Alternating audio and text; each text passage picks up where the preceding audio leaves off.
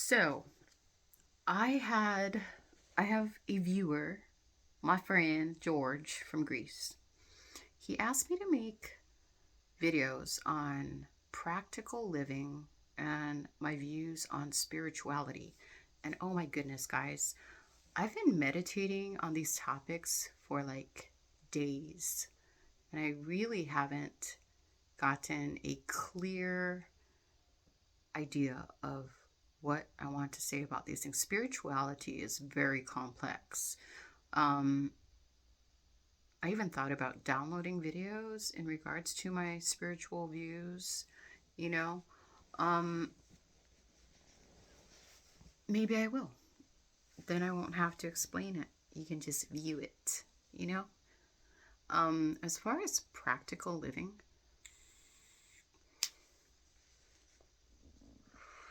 INFJs and INFPs, I think we have similar struggles in this regard. Just because we are idealists, we are idealists living in this world, and we have our own vision of how we think the world should be. And we do not necessarily limit ourselves to living a life that has been prepared in advance by society. Like we kind of like living outside of the box. We like pursuing our passions and our dreams, and we prefer like following the feeling, right? Um so how can we live practically in a world that doesn't support idealists and their visions? You have to create your own system, guys. You have to create your own freaking system, man. Period. I know a lot of INFPs, not so much INFJs. INFJs seem to like put themselves in positions where they do like subscribe to what's socially normal, like working a 9 to 5 job or something. But the INFPs I know, oh my goodness, they're like they jump around, but they're following their passion. Most of them aren't financially stable, but they're living their dream. They're going out and they're doing things that they enjoy doing. I think they have to find a balance point between like pursuing passions and still finding ways to bring in some kind of income. For me personally, I started off backwards. And what do I mean by that? So when I was younger, I was like a workaholic. And I worked 4 jobs at one point. I worked 7 days a week, and I worked 80 to 100 hours a week. And I did this for a couple of years. I always had 2 jobs. So at one point, I did 4 jobs for 2 years. That helped me to do a lot of things. Um, the primary thing it helped me do, besides making money, was help me escape my home life, which I was absolutely avoiding because it made me feel very uncomfortable. Because you know it triggered me, and I just didn't want to do the healing back then. So making money was my, I guess, my escape route. I was like, I'm gonna make all this money, and then because I made all that money, I was just like, I'm gonna travel because I could afford to, right? And then I would run into people who taught me some money management skills. And then I invested in a retirement plan that actually helped in the long run. I don't know if this is making sense. I'm just going to be completely transparent with you guys, okay? So I spent the first part of my life working my ass off and eventually saving money. Enough to pay the bills, enough to save, enough to like play. you know, because I mean, what's the, what's, why work so hard if you can't enjoy some, you know? Um,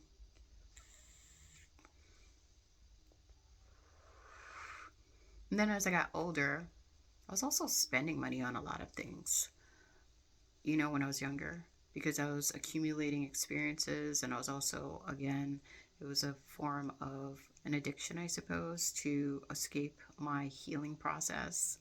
You know, just buy all this stuff, buy all this stuff, you know, temporary gratification, you know, temporary comfort. But as I get older, I've learned to simplify. Like I'm not really interested in too many worldly things, honestly. I've got to a point where I don't really leave the house, and I'm fine with it because I use that for my spiritual practices, my meditation, clearing my energy, healing myself. Um, I don't really buy things anymore because I've noticed that it doesn't matter how much stuff you buy, it will never be satiated. I've kind of cut off my participation with most social media platforms because I've noticed that I don't really need the attention because I need to give myself the attention to create my reality, to do the healing I need to do for the collective. You know, that's the most important thing for me now. And I don't know, like, yeah, I took a trip a couple of months ago and I was gone for a couple months and that was fun. But now I'm in a phase of like kind of recuperating and resting up and getting ready for my next adventure, you know. But because I haven't been spending my, and I don't eat, I barely eat, guys. I literally, I spend most of the day breathing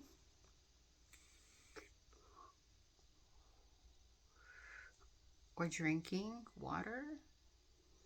So yeah, I've cut down on expenses on an exponential level. So if I do plan to do something, I haven't spent much money and, you know, I'm investing it and I am saving it. So yeah, you just need to create a new system for yourself, period.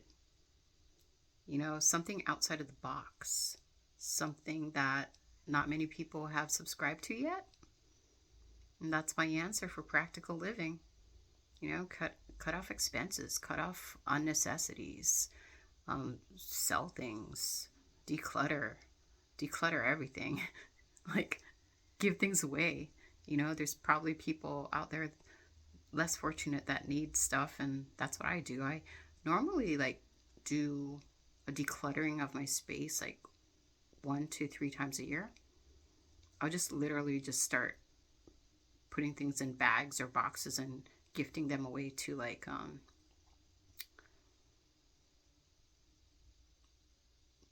I don't know, like thrift stores or like Friends of the Library. I don't know what that organization is called. I just give stuff away, like literally, just to like clear out my space, you know, so I have more space to receive things. And what I mean by receive things is blessings. No, I'm serious though. In order to receive, you need to clear out things. In order to flow, you need to let go, you know? And that's what I've been predominantly focusing on currently, you know, and creating a system outside of the system.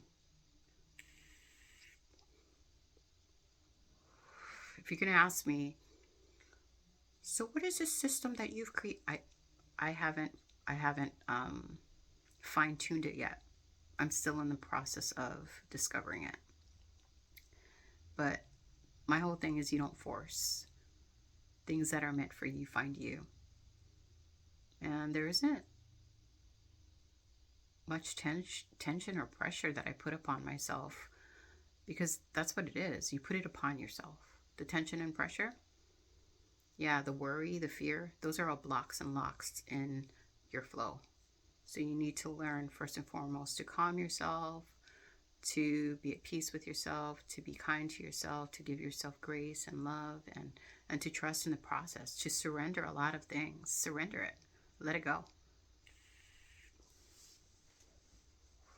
I don't try to control anything anymore, really, because the only thing I can control is the divine instrument that I have been bestowed with. Yes. Anyways, hey man, hey guys, I don't know if I'm making sense at all, but if you took something away from this, cool. If you didn't, that's cool too. Blessings to one and all. Amen.